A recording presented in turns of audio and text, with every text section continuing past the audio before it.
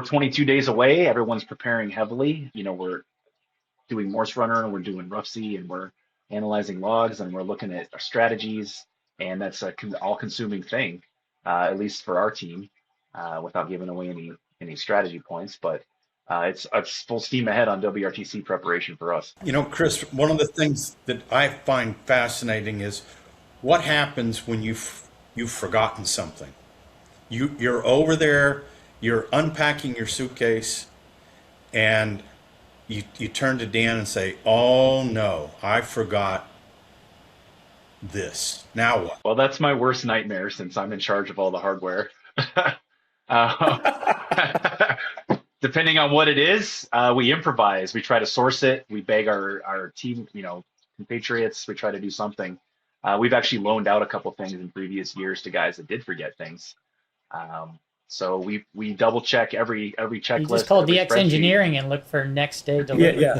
So Tim, is That's the answer. Overnight shift work? That is always the biggest concern, is that you forgot something. At the same time, in almost every WRTC, there's been an amazing sense of camaraderie among the competitors, where if somebody didn't have something or blew something up, usually somebody else had a spare and they would loan it to them for the weekend. So it all kind of works out somehow, because everybody sooner or later knows that they have a problem or they're going to. And if they can help, they will. I think the biggest challenge for my team is just getting all the stuff to fit in the suitcase and stay under the weight limit. So I've got all kinds of boxes and things that need to come along. So if you guys, without giving away your own strategy, what would be your advice to a first-time participant in WRTC as far as their strategy is concerned? What are the basics of the strategy? Not the proprietary parts, but what would you sort of, tell them that they need to be maximizing? So I think the biggest key to WRTC and doing well in the contest is it's a very heavy CW contest. So we've seen in the past that some teams have focused more on phone. There's just not as many contesters on phone for this particular contest. So, it's going to be very heavily focused on CW. Usually the rate or the breakdown between modes is about 70% CW, 30% phone. Plus or minus a little bit, of course, but you want to make sure that you're well prepared to work lots of guys on CW. And then the other thing that you really have to pay close attention to are the two fringe bands. And what I mean by that are 10 meters and 80 meters. So 10 meters during the summer can be very difficult. I wouldn't expect any amazing propagation unless we get some sporadic E into Europe. But guys are workable. Like, you can work guys in North America pretty easily, but you have to understand that's probably going to be skew path. It's not going to be direct path, that kind of thing. You got to really pay attention to 10 meters because that's where the contest can be won and lost. And then 80 meters, same thing. You want to make sure that you're getting all the multipliers that you can on 80.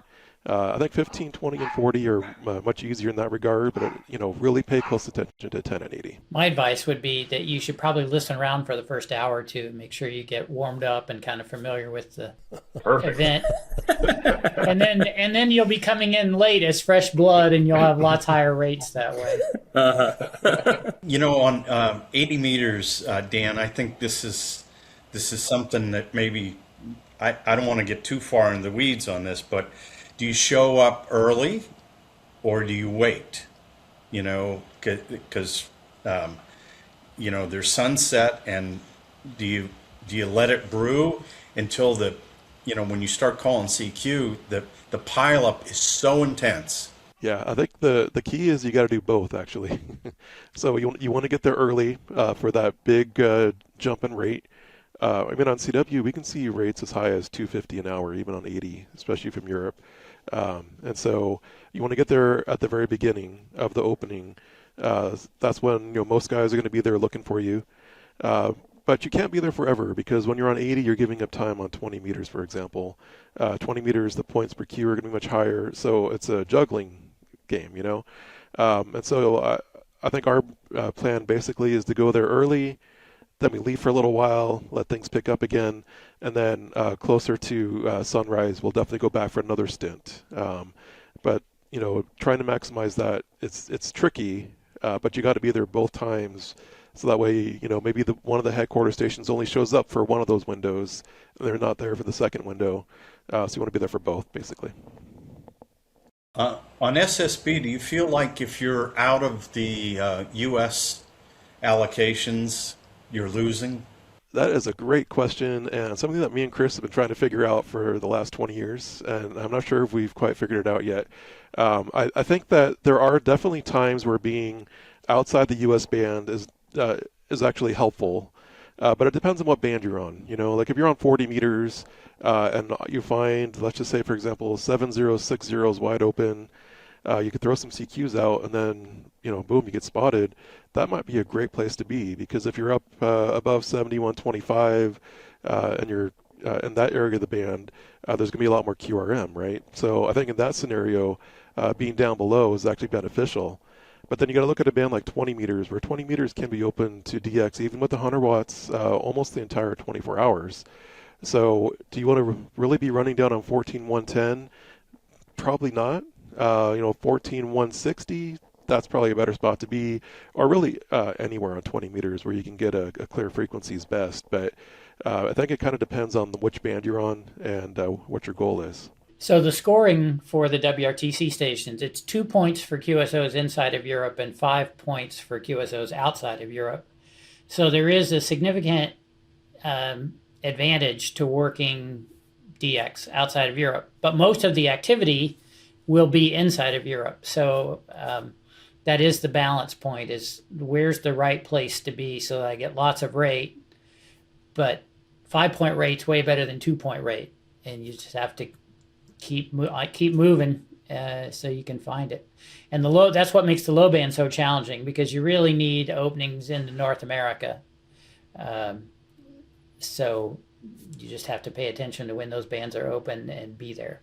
So I've always been curious about this, but how often are you able to move stations during the daytime to the low bands for some of these ground wave QSOs that are multipliers just within Europe? Because I mean, if you're used to operating from somewhere that's not Europe, you don't realize how close you are to the rest of Europe, and that can kind of catch you off guard of when you're going from one place or another. But I'm just curious, how aggressively are you, even during the mid-afternoon, trying to move somebody to 80 or 40 or something along those lines? I think we should answer that after the contest, Bill. Fair enough. Well, moving people seems to be a key for success, and you don't always know who can move, so you just have to ask when they call in and take a shot if you can. But it's kind of hit or miss. Some guys who say they'll go don't. Some guys who say they'll go then can't hear you. But it's worth it to get the multipliers. At the same time, you're not going to move some guy from Italy because they're going to work that easily enough, but you might want to move a CT3 or a UA2 or something like that. So that's part of the skills involved in being a competitor, is knowing what's rare and what's workable on these bands at this time, that it's worth trying to make a move. There's these youth teams that are, for the first time, in most cases, this is the first WRTC, them being competitors. And, Chris, what advice would you give to one of the youth teams, knowing what you know now, but what advice would you give to try to make their operation more enjoyable? We've talked to a few of the youth teams, and I tell them all the same thing. Just go and really enjoy the experience. Meet all the guys, do your best for sure. Listen to what guys tell you to do. Randy's advice is great. Listen to what everybody has to say, and then try to implement it. See if it works, and you'll gain this experience, and you might surprise yourself on how well you do. It's one of the greatest experiences I've ever had, and they need to just really enjoy it and listen to the guys that are there that have done it, and it'll be a great time. It's hard for the new guys, though, because this is a pretty intense thing. It requires a lot of hardware or a lot of resources, although a lot of the youth teams are being supported by other people in the background. But for example, the winning youth team in Italy finished 37th. But That's pretty darn good.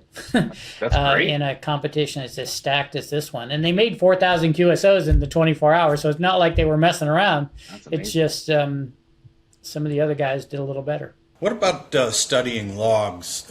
There's two log areas to study. One is UK logs from last year, and then there's WRTC logs from Italy and Germany.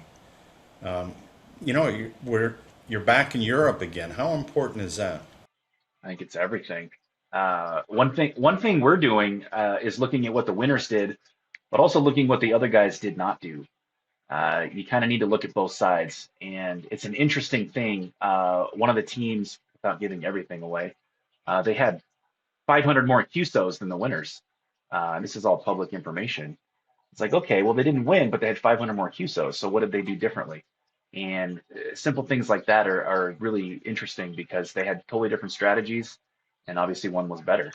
So log analyzing is huge, especially if you've never operated in that part of the world. Last year in July, I was operating from Ohio here with 100 watts to a sloper off a 70-foot tower, and I worked all of the test stations, the WRTC test stations on 80 meters. So I'm really hoping that England being so far west, it's all saltwater to North America. I'm really hoping we'll be able to get a lot of North Americans on 80 and 40, which will really help the scores, because at the time that will be happening, it's the middle of the night in Europe, and a lot of the Europeans will have gone to bed. So it'll be a great boost to the score. But it also shows how available the WRTC station should be to people certainly in the eastern half of the United States.